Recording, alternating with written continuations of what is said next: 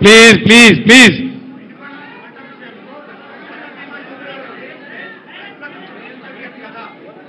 అర్థం కాలేదండి. ఆ యోజన ఉంటే కదనే బాబు, ఫసల్ బీమా యోజన ఉంటే కదా. గుజరాత్లోనే దిక్కులేదు ప్రధానమంత్రి రాష్ట్రంలో. There is nothing, there is no Fasal Bima Yojana. It's a flop scheme.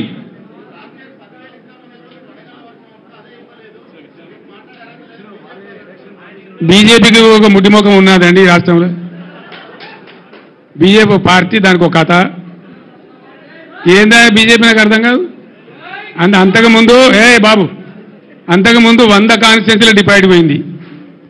మొన్న అసెంబ్లీ ఎలక్షన్లలో 64 సీట్ల డిపాజిట్ పోయింది.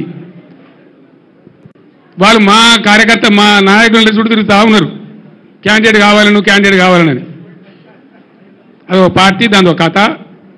దాని గురించో లెక్కనావా ఈ రాష్ట్రంలో. Sorry, thank you.